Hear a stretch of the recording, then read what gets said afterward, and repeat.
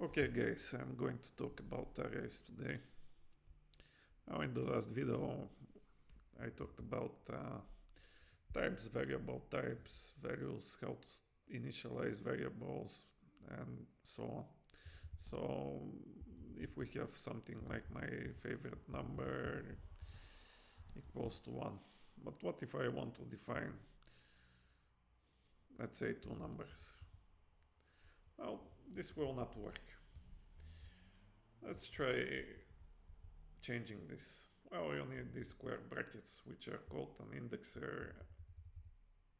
You can define your own indexers, but this is out of the scope of these videos. So, in order to do this, you'll do something like this. Well, how to access the first element? You type in favorite number. I'm going to change to numbers since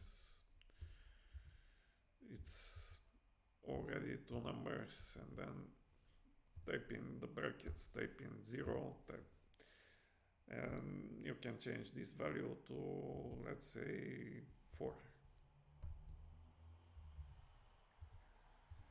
Now let's output the first number. This is favorite numbers, and then something like this.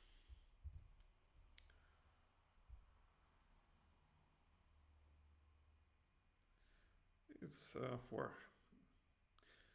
Now, in most programming languages and C#, including arrays start from 0. So if we do something like this, and then we have something like this, then we have something like this. 1 minus 1 is 0, 2 minus 1 is 1. So let's see what happens if we change our mind and set a third number. Well,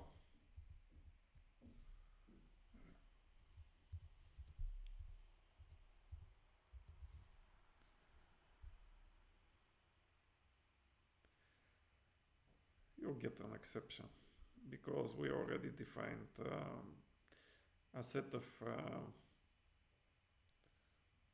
two numbers. To make it more clear, you can initialize an array using this syntax as well. And then you specify how many elements.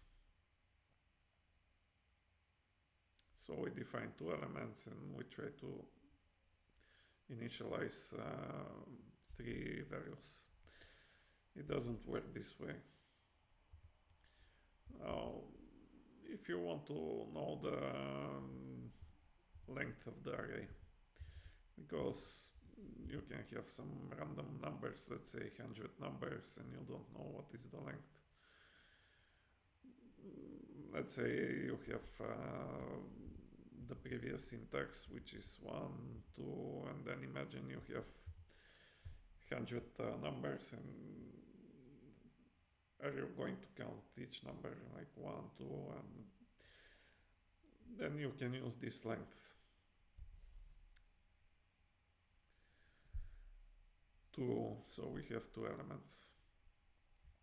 Now, you can use this in a clever way and try to output the last element. You don't know the last element, but you want to output it.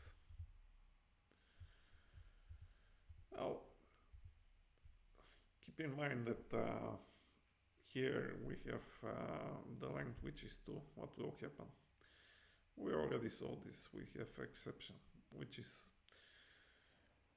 we are trying to say favorite numbers, and then we have 2, and then 2 plus 1 equals to 3. So in order to fix this, we have to reduce by minus 1.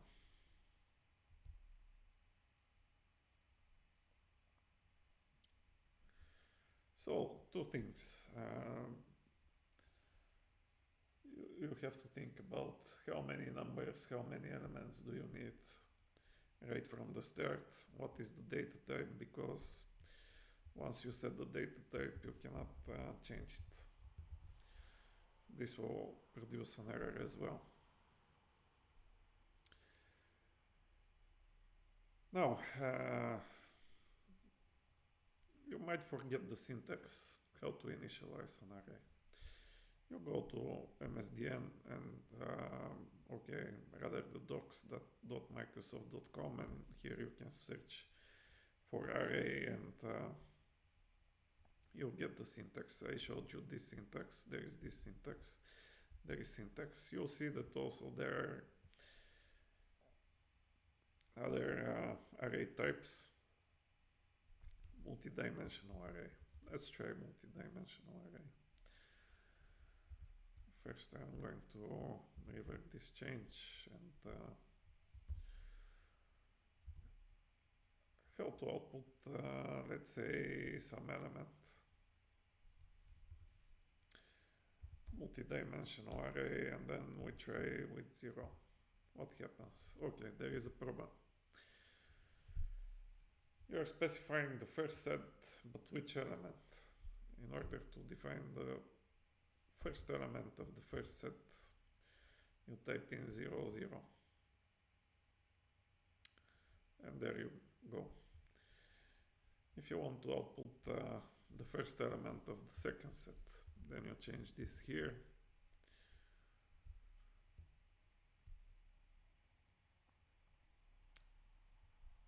It's number 4. What about changing the size? Well, it doesn't work this way. You already defined the size of the sets by defining the first set length. Still, if you want to use a variable sized array, you can use something called a jagged array. So copy this,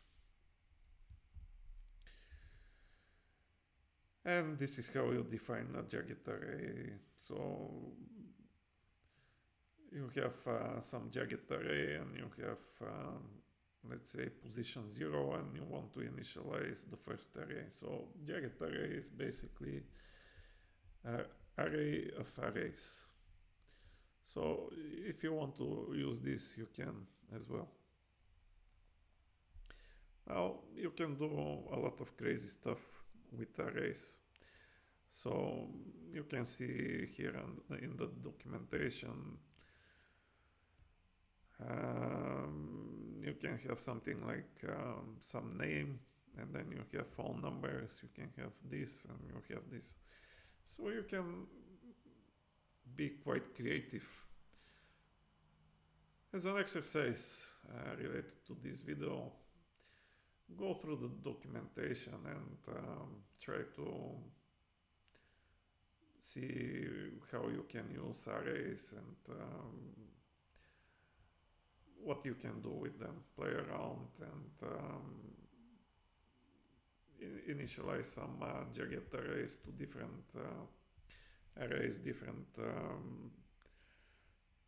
size of arrays, and set values and just practice.